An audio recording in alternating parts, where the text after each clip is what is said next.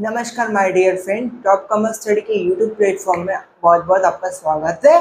आज हम पढ़ने वाले हैं फाइनेंशियल सर्विस और फाइनेंशियल सर्विस में दो important financial service factoring and forfaiting के बारे में डिस्कशन करने वाले हैं।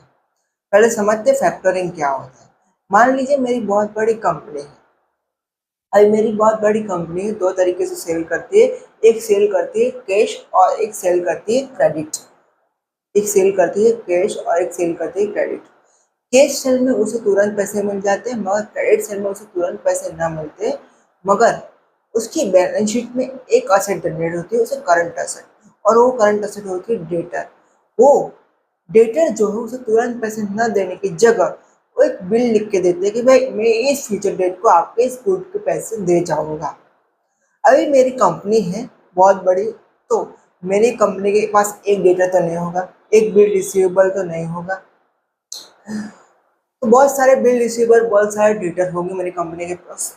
तो अभी मेरी कंपनी को क्या हुआ, इमरजेंसी फंड और कैश की ज़रूरत आन पड़ी। तो अभी मेरी कंपनी के पास एक ऑप्शन है कि उसके पास जो टोटल बिल रिसीवेबल है उसे किसी फाइनेंशियल इंस्टीट्यूट और फाइनेंशियल इंटरमीडिएटरी को सेल करके वहाँ से फंड रेज कर सकती है, यानी यहाँ पे वहाँ से फंड जनरेट कर सकती है। जो फाइनेंशियल इंस्टीट्यूट और फाइनेंशियल इंटरमीडिएटरी मेरे बिल एक्सेप्ट करके मुझे फंड रेज करके देगी, उसे बोलूँगा मैं फैक्टोरर, उसे मैं बोलूँगा फैक्टोरर।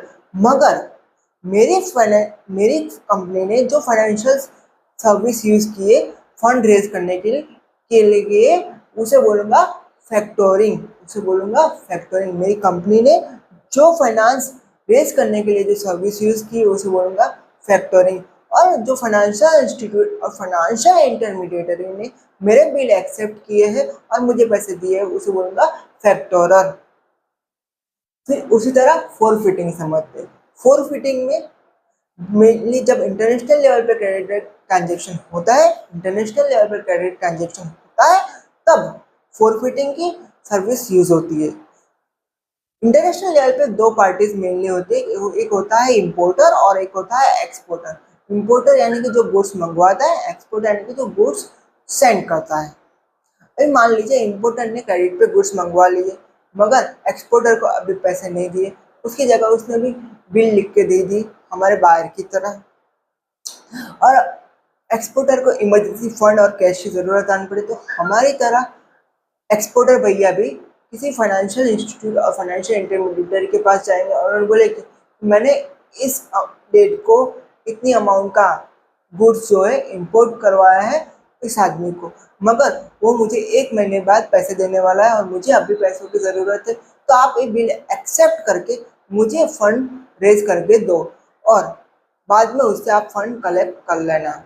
तो जो फाइनेंशियल इंस्टीट्यूट और फाइनेंशियल इंटरमीडिएटरी एक्सपोर्टर को पैसे देगा उसे बोलेंगे फोरफिटर। और एक्सपोर्टर ने जो फाइनेंस रेज करने के लिए फाइनेंशियल सर्विसेज के लिए किए उसे बोलेंगे फोरफिटिंग। आपको फैक्टरिंग और फोरफिटिंग का कंसेप्ट क्लियर होगा। अभी हम समझते हैं उन दोनों के बीच का डिफरेंस कि फैक्टरिंग और फोरफिटिंग में क्या डिफरेंस रहता है मेनली। फर्स्ट डेफिनेशन और फैक्टरिंग की डेफिनेशन है, sale of book debt by the firm of financial intermediary is called factorer on the undertaking that the factorer will pay the debt and tax when they are collected। यानी कि मेरी company ने तो bill receivable cell कर दिए फैक्टोरर को, मगर जब फैक्टोरर ड्यू डेट पे उसे कलेक्ट करेगा तो उस पर जो टैक्स और डेट कलेक्ट करने का रहेगा वो कौन कलेक्ट करेगा, फैक्टोरर। इस डेफिनेशन में ऐसा बोला है। फिर फोरफिटिंग की definition, forfaiting is a long term non recourse financing for international trade. जब डोमेस्टिक लेवल पे ट्रेड ट्रांजेक्शन हो रहा है तो वहाँ पे फैक्टरिंग की फाइनेंशियल सर्विस जो थी, उसी जगह इंटरनेशनल लेवल पे जब क्रेडिट ट्रांजेक्शन हो रहा है और लॉन्ग टर्म के लिए क्रेडिट ट्रांजेक्शन हो रहा है तो वहाँ पे फोरफिटिंग की सर्विस यूज होती है। Second point, types of transaction. मैंने बोला कि जब डोमेस्टिक लेवल पे क्रेडिट ट्रांजेक्शन होता है तो वहाँ पे फैक्टरिंग की सर्विस यूज होती है, और इंटरनेशनल लेवल पे क्रेडिट ट्रांजेक्शन होता है तब वहाँ पे फोरफिटिंग की सर्विस यूज होती है। दोनों जो फाइनेंशियल सर्विस है वो क्रेडिट पीरियड पे डिपेंड करती है। तो क्रेडिट पीरियड क्या है, फैक्टरिंग का क्रेडिट पीरियड है मैक्सिमम और मिनिमम 6 मंथ, जबकि फॉरफिटिंग का क्रेडिट पीरियड मिनिमम 60 डेज और मैक्सिमम 10 ईयर्स। फिर फिफ्थ पॉइंट, रिकोर्स। पहले समझते हैं रिकोर्स। यहाँ पे फैक्टरिंग और फॉरफिटिंग की फाइनेंशियल सर्विस आप दो तरीके से ले सकते हैं, या फैक्टरिंग सिर्फ नॉन फैक्टरिंग में दो तरीके से आप फैक्टरिंग करवा सकते हैं, रिकोर्स फैक्टरिंग हो सकता है, नॉन रिकोर्स फैक्टरिंग हो सकता है, मगर फॉरफिटिंग सिर्फ नॉन रिकोर्स फॉरफिटिंग ही होता है। अभी समझते पहले रिकोर्स और नॉन रिकोर्स फैक्टरिंग और नॉन रिकोर्स फॉरफिटिंग क्या होता है। पहले समझते हैं रिकोर्स फैक्टरिंग। मान लीजिए मैंने आपको, आप फैक्टर है मेरे, और मैंने आपको मेरी बिल्स डिस्काउंट करवा ली और मुझे पैसे मिल गए, मगर अब जब बिल डी डेट आएगी, आप फैक्टर हो, मेरे बिल आपने एक्सेप्ट किया, आप फैक्टर हो, तो आप मेरे बायर से भी पैसे जाके मांगोगे कि भाई मेरे पास ये बिल है, आप मुझे इस बिल के पैसे दे दो, आप मुझे बिल के पैसे दे दो।